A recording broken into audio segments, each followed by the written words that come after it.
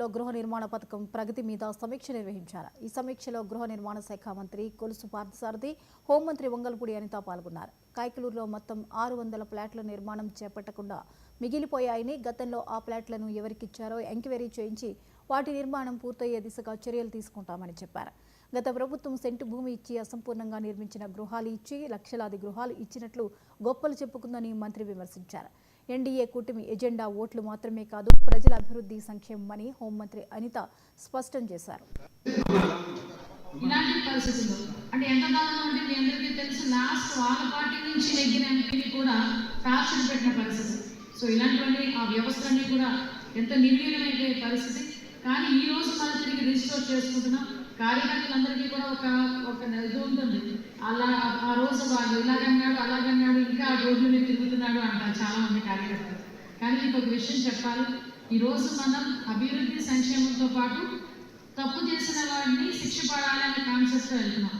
మనం తప్పు చేసిన వాడికి శిక్ష పడాలి అనుకుంటే ఈ అభివృద్ధి సంక్షేమ కార్యక్రమాల్లో కూడా ముందుకు తీసుకెళ్ళలేము. మళ్ళా తిరిగి ప్రజలకు మనం సమాధానం చెప్పుకోవాలి. కాబట్టి రెండు కూడా ప్యారలల్గా వెళ్తున్నా, ఎవరు నిరుత్సాహపడాల్సిన అవసరం లేదు. నేను ఇంకొక విషయం చెప్పి నేను ముగిస్తాను. సార్ నేను 2014-19 కాలంలో నేను ఫస్ట్ టైం ఎమ్మెల్యే. సార్ అప్పుడు వైద్య ఆరోగ్య శాఖ మంత్రి. నాకు ఇప్పటికీ బాగా గుర్తుంది. ఆ రోజు సార్కి సంబంధించి ఈయనే డాక్టరు, అనేక ఇన్స్టిట్యూషన్స్ ఉన్నాయి, డాక్టర్ హాస్పిటల్స్ ఉన్నాయి, అన్నీ ఉన్నాయి. ఈరోజు ఆయన కావాలనుకుంటే డాక్టర్లు ఇంటికి పిలిపించి ట్రీట్మెంట్ చేసుకోగలిగే సత్తా ఉంది. కానీ అందరికీ ఒక ఆదర్శంగా ఉండాలి. నేను ఒక ఆరోగ్య శాఖ మంత్రిగా ఉండి నేను ప్రైవేట్ హాస్పిటల్లో నీ సర్జరీ చేయించుకుంటే అది మంచిది కాదు అని గవర్నమెంట్ హాస్పిటల్లో వెళ్ళి సర్జరీ చేయించుకున్న పరిస్థితి నిజంగా నాకు ఆ రోజు ఇప్పటికీ నాకు బాగా గుర్తు. నిజంగా ఇలాంటి ఆదర్శవంతమైన వాళ్ళు ప్రజాప్రతినిధులుగా ఉండడం అన్నది మనందరం చేసుకున్న అదృష్టం కింద భావించాలి. ఈరోజు లాస్ట్ టైం మీకు గుర్తుందా లేదు, లాస్ట్ గవర్నమెంట్లో అక్కడ ఎమ్మెల్యేలకి కానీ ఎంపీలకి కానీ ఒంట్లో బాగోపోతే రాష్ట్రంలో చూపించుకునేవారు కాదు.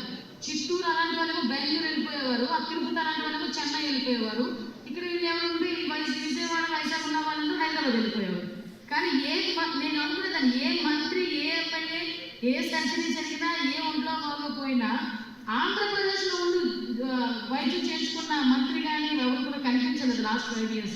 గతంలో కూడా మరి సింగపూర్ గవర్నమెంట్ మన రాష్ట్రంలో మరి అనేక విధాలుగా పెట్టుబడులు పెట్టడానికి ముందుకు వస్తే వాళ్ళని భయానక పరిస్థితి సృష్టించి వాళ్ళందరూ కూడా పారిశ్రామికవేత్తలందరూ కూడా పాల్గొనే విధంగా గత ప్రభుత్వం పనితీరు ప్రజలు కూడా గుర్తించాలని చెప్పేసి మనం చేస్తాను. మరి ప్రపంచవ్యాప్తంగా అభివృద్ధి లేని దేశం అత్యంత తక్కువగా ఉన్న దేశం ప్రపంచంలోని సింగపూర్. ఆ సింగపూర్ మీద కూడా అవినీతి ముందు వేసేసి ఆ సింగపూర్ మన రాష్ట్రాన్ని చూడకుండా, మన రాష్ట్రంలో పెట్టుబడులు పెట్టుకోకుండా, పెట్టాలని ప్లాన్ చేసిన పెట్టుబడులు కూడా వెనక్కి తీసుకుని వెళ్ళిపోయి రాష్ట్రానికి చాలా తీవ్ర నష్టం చేసిందని చెప్పేసి మనం చేస్తాం. మీరు అనుకోవచ్చు, ఎవరో పెట్టుబడి పెడితే వాళ్ళు వెళ్ళిపోతే మనకి సంబంధం చెప్పేసి వాళ్ళు పెట్టుబడులు పెట్టడం మూలంగానే, వాళ్ళ పెట్టుబడులు పెట్టడం ద్వారానే మన రాష్ట్రంలో ప్రతి సంవత్సరం వస్తున్న ఇంజనీర్లు కానివ్వండి, గ్రాడ్యుయేట్స్ కానివ్వండి, ఉద్యోగ అవకాశాలు లభిస్తే విషయాన్ని మనం కూడా గుర్తించాలని చెప్పేసి మనం చేస్తాను. ఈరోజు ప్రపంచవ్యాప్తంగా మన పిల్లలు, మన తెలుగు మాట్లాడే పిల్లలందరూ కూడా 130 దేశాల్లో చంద్రబాబు నాయుడు అరెస్ట్ చేసి రోడ్డు మీద వచ్చారంటే ఆయన గతంలో చేసిన మంచి పనులు మూలంగానే ఆయన ఏదైతే సాఫ్ట్వేర్ రంగాన్ని దేశంలో డెవలప్ చేశారో దాని వల్ల ఉద్యోగ అవకాశాలు లభించాయి.